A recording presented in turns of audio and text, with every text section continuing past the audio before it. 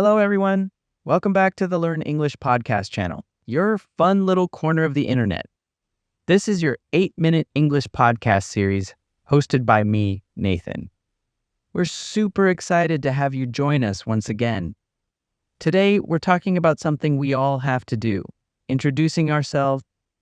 Have you ever been in a situation where someone says, "Tell me about yourself," and you're just like, what do I say?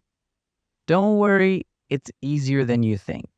In this episode, I'll help you feel more confident when you introduce yourself. We'll talk about what to share, like your name, job, or hobbies. And remember, you don't have to be perfect, just be yourself.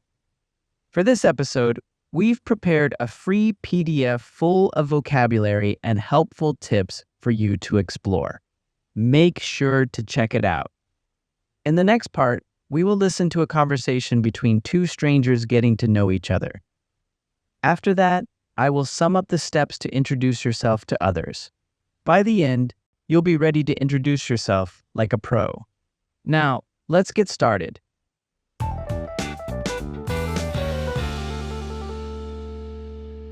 Hi, I'm Alex. Nice to meet you. What's your name? Bonjour, Alec. I'm Ivy. Nice to meet you too. Is bonjour a French word? Of course, it means hello. Oh, that's interesting. So, Ivy, tell me a bit about yourself. Where do you live? I live in New York City. It's always busy, and there's so much to do. What about you? I live in a small town called Maplewood. It's quiet but nice. Not as much fun as New York, though. I bet it's peaceful.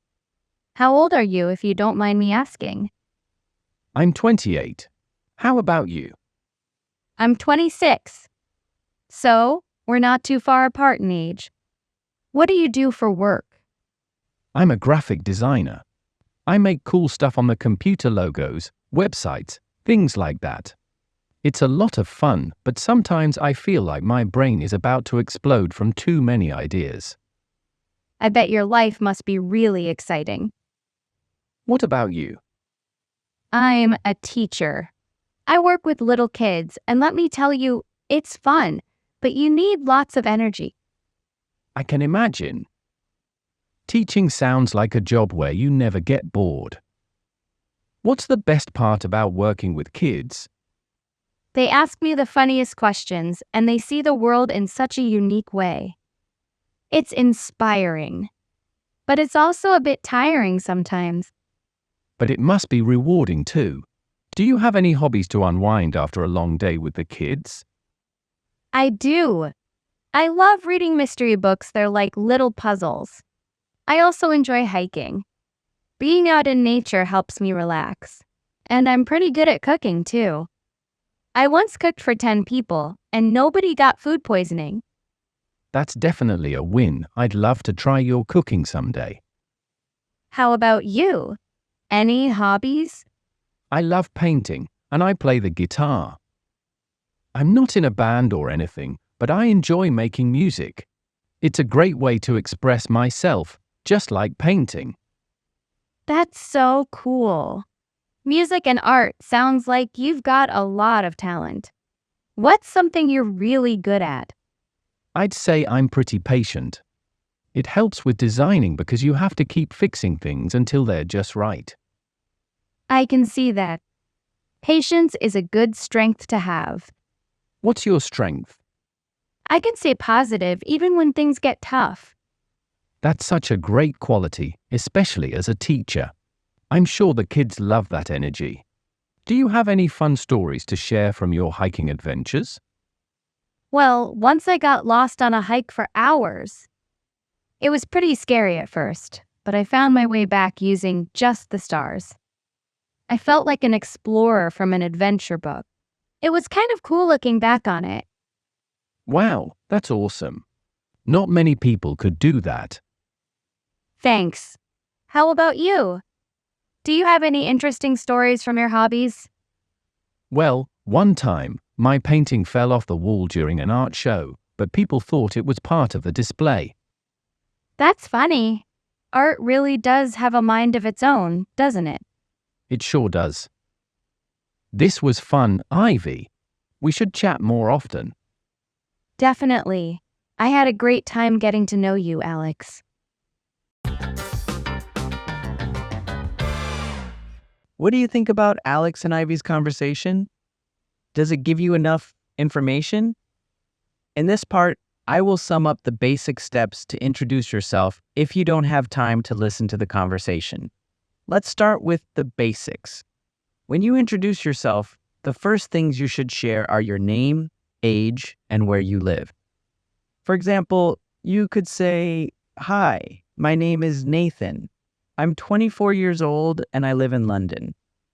Simple, right? It's all about giving people a little bit of information to start the conversation. Next, let's talk about what you do.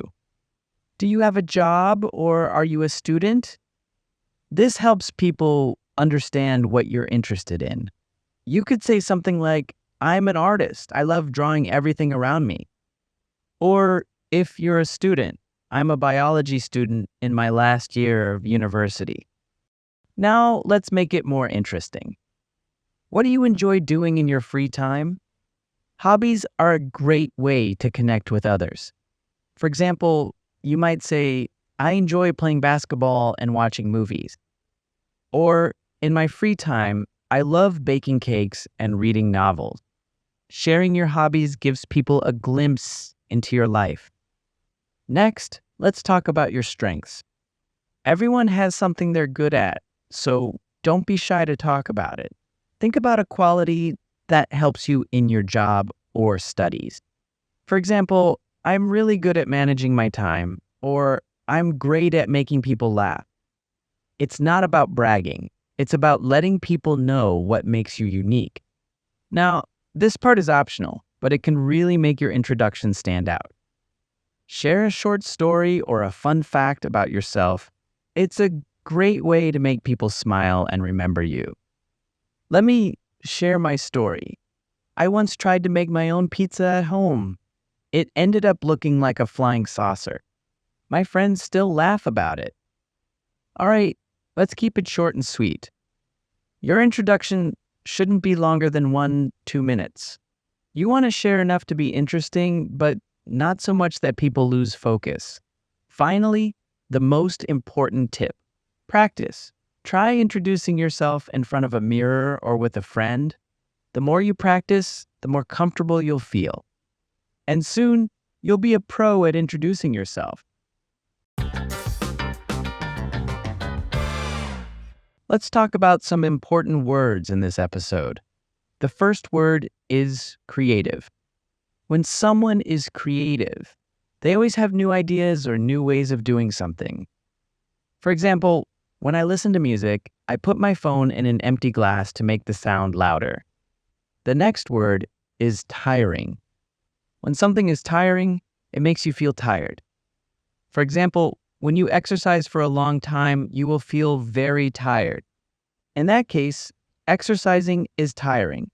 Next, we have rewarding. When something is rewarding, it makes you feel happy and satisfied. For me, helping people in need is rewarding. Now, let's talk about unwind. It's another word for relax. You stop stressing and have a good time. I like to unwind by watching funny movies. Patient is the last word. It's the ability to do something or wait for a long time and not get angry. Teachers need to be patient with their students. Parents need to be patient with their children.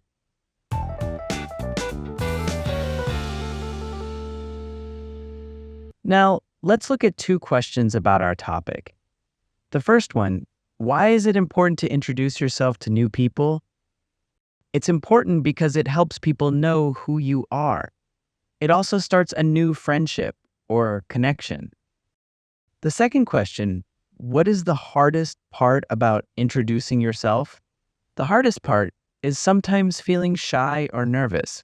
It can be difficult to know what to say about yourself. Please leave your comments below to let us know what you think. And this is also the end of our podcast.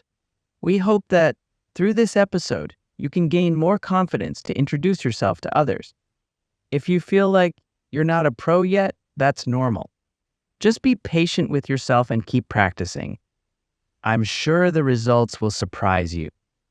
Thank you for tuning into this episode, and see you next time.